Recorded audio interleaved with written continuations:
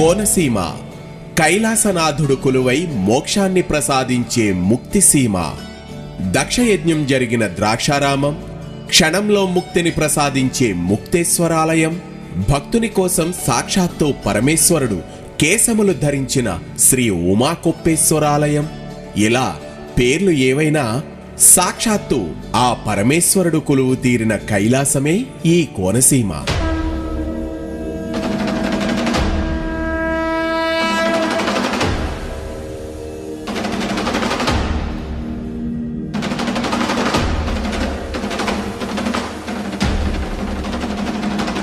రుద్రనమకం మనకు ప్రసాదించిన ఏకాదశి రుద్రాక్ష మంత్రం విశ్వేశ్వరాయ మహాదేవాయ త్రయంబకాయ త్రిపురాంతకాయ త్రికాగ్నికాలాయ కాలాగ్నిరుద్రాయ నీలకంఠాయ మృత్యుంజయాయ సర్వేశ్వరాయ సదాశివాయ శ్రీమన్ మహాదేవాయ నమః అనగా ఈ కోనసీమలో శివుడు విశ్వేశ్వరుడిగా, మహాదేవుడిగా, త్రయంబకుడిగా, త్రిపురాంతకుడిగా, త్రికాగ్ని కాలుడుగా, కాలాగ్ని రుద్రుడుగా, నీలకంఠుడుగా, మృత్యుంజయుడుగా, సర్వేశ్వరుడుగా, సదాశివుడిగా, శ్రీమన్ మహాదేవుడిగా మనకు ఈ 11 అవతారాలతో ఏకాదశ రుద్రులుగా దర్శనమిస్తాడు.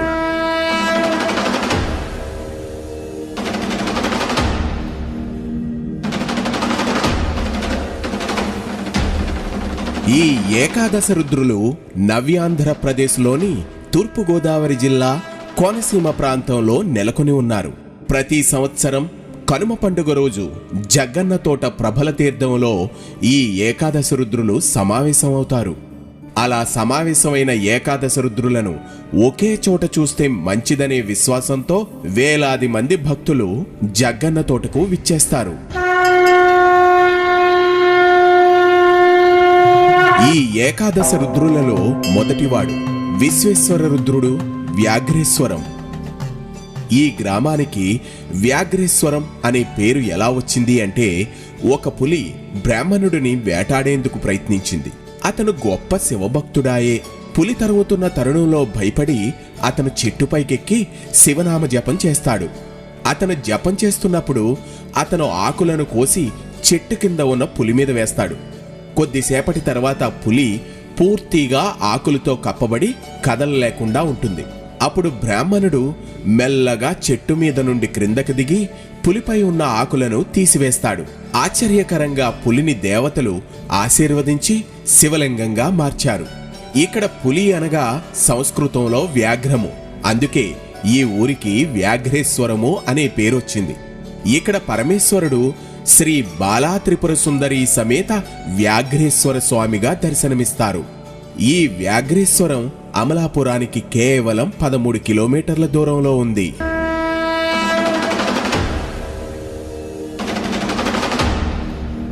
ఇక ఈ ఏకాదశ రుద్రులలో రెండవ లింగము మహాదేవ రుద్రుడు కె పెదపూడి గ్రామం. ఇక్కడ స్వామివారు శ్రీ పార్వతీ సమేత మేనకేశ్వర స్వామిగా దర్శనమిస్తారు. ఇక్కడ స్వామివారి స్థల పురాణం ప్రకారం పూర్వకాలంలో విశ్వామిత్రుని తపోభంగం చేసిన తరువాత మేనక స్వర్గానికి వెళ్లడానికి ప్రయత్నించగా ఆమె వెళ్లలేకపోతుంది. అప్పుడు శివునిని ప్రార్థించగా ఆయన ఒక శివలింగాన్ని మేనకకిచ్చి ఆ ప్రదేశంలో ప్రతిష్ఠింపమని చెబుతాడు.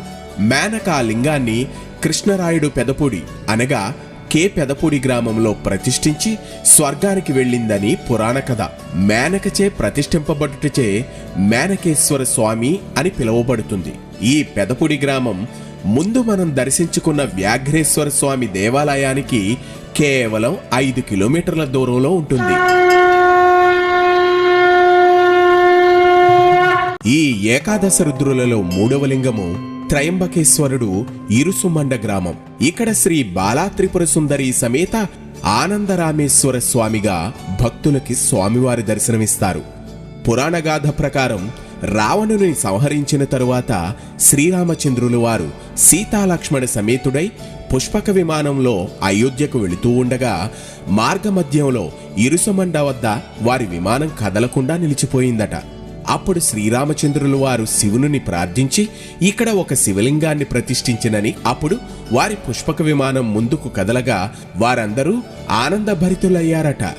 రామునిచే ప్రతిష్ఠింపబడినది కావున రామేశ్వరుడని, అందరికీ ఆనందదాయకమగుటచే ఆనందరామేశ్వరుడని పిలువబడుతున్నాడు. ఈ ఇరుసుమండ గ్రామం ముందు మనం దర్శించుకున్న కే పెదపూడి గ్రామానికి కేవలం 5 కిలోమీటర్ల దూరంలో ఉంది.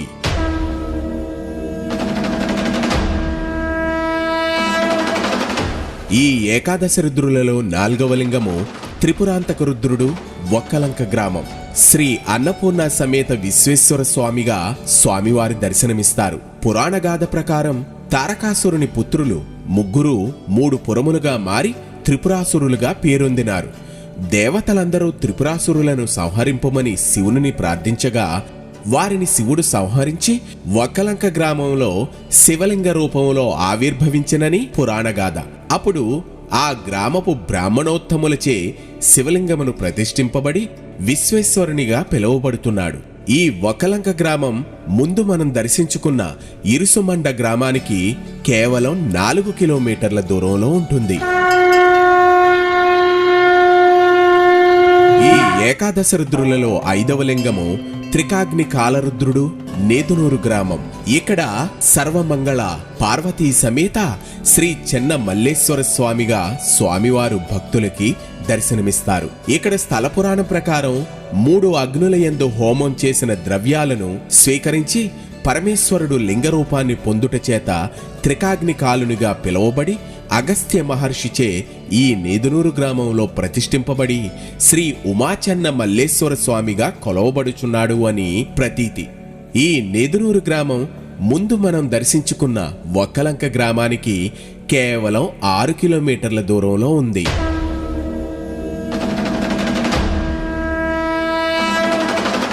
ఈ ఏకాదశ రుద్రులలో 6వ లింగము కాలాగ్ని రుద్రుడు, ముక్కామల గ్రామం. ఇక్కడ బాలా త్రిపుర సుందరీ సమేత శ్రీ రాఘవేశ్వర స్వామిగా కొలువుతీరి భక్తులకు దర్శనమిస్తున్నారు స్వామివారు. ఇక్కడ స్వామివారి చరిత్ర ప్రకారం రావణ సంహారం తర్వాత అగస్త్య మహాముని అయోధ్యకు వెళుతున్న శ్రీరామునిచే ఈ ప్రదేశంలో శివలింగాన్ని ప్రతిష్ఠింపజేసెను అని ఆ కాలాగ్ని రుద్రుడు శ్రీరామచంద్రునకు దివ్యాస్త్రాలను, ఖడ్గం ప్రసాదించినట. రాఘవునిచే ప్రతిష్ఠింపబడుట వల్ల రాఘవేశ్వర స్వామి అని పిలువబడుచున్నాడని, మరియు పాండవులు వనవాసం చేసేటప్పుడు శివుడు అర్జునుని పరీక్షింపదలిచి కిరాతుని వేషంలో అర్జునుని ధైర్య పరాక్రమాలను చూచి పాశుపతాస్త్రం ప్రసాదించినని, ఆయనే ఈ కాలాగ్ని రుద్రుడని మరొక కథ ప్రచారంలో ఉంది. ఈ ముక్కామల గ్రామం ముందు మనం దర్శించుకున్న నేదునూరి గ్రామానికి కేవలం 5 కిలోమీటర్ల దూరంలో ఉంది.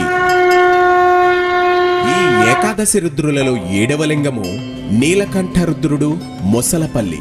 ఈ గ్రామంలో శ్రీ బాలా త్రిపుర సుందరి సమేత అనంత భోగేశ్వర స్వామిగా స్వామివారు దర్శనమిస్తున్నారు. ఇక్కడ స్థల పురాణం ప్రకారం దేవతలు, రాక్షసులు క్షీరసాగర మథనం సమయంలో వెలువడిన విషవాయువులను శివుడు తన కంఠమునందు నిక్షిప్తం చేసుకుని నీలకంఠుడైనాడు. ఆ గరళకంఠుడే మొసలపల్లి గ్రామమునందు లింగరూపమును ఆవిర్భవించనని, తనను కొలిచిన వారికి అనంత భోగాలను అందించేవాడు అని, అనేక భోగులు అనగా పాములను ఆభరణములుగా ధరించినవాడు అగుట వల్ల అనంత భోగేశ్వర స్వామిగా పిలువబడుతున్నాడు అని స్థల పురాణం. ఈ మొసలపల్లి గ్రామం ముందు మనం దర్శించుకున్న ముక్కామల గ్రామానికి కేవలం 4 కిలోమీటర్ల దూరంలో ఉంటుంది.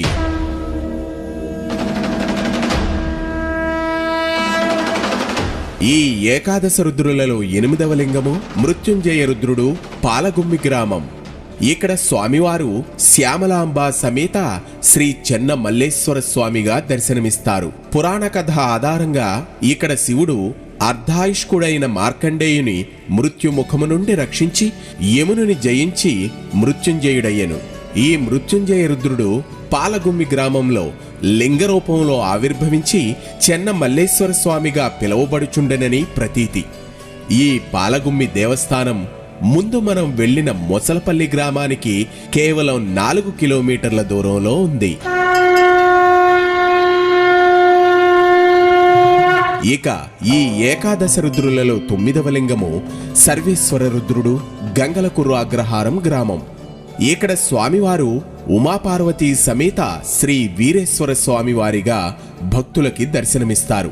దక్షిణ యజ్ఞంలో సతీదేవి తండ్రి చేసిన అవమానాన్ని భరించలేక తన కాలితో నేలపై వ్రాయటం వల్ల ఏర్పడిన అగ్నిజ్వాలల్లో కాలి బూడిదైనప్పుడు శివుడు ఆగ్రహించి ఉగ్రరూపుడై నృత్యము చేసి తన జటాజూటములలో ఒక జటను తీసి నేలపై కొట్టుట వల్ల శివాంశ సంభూతుడైన వీరభద్రుడు జన్మించి దక్షయజ్ఞాన్ని ధ్వంసం చేశాడు.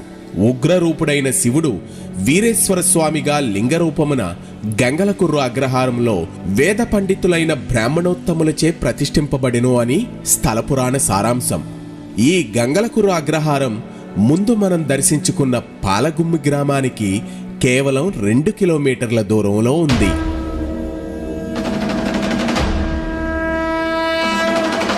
ఈ ఏకాదశ రుద్రులలో 10వ లింగము సదాశివ రుద్రుడు, గంగలకుర్రు గ్రామం.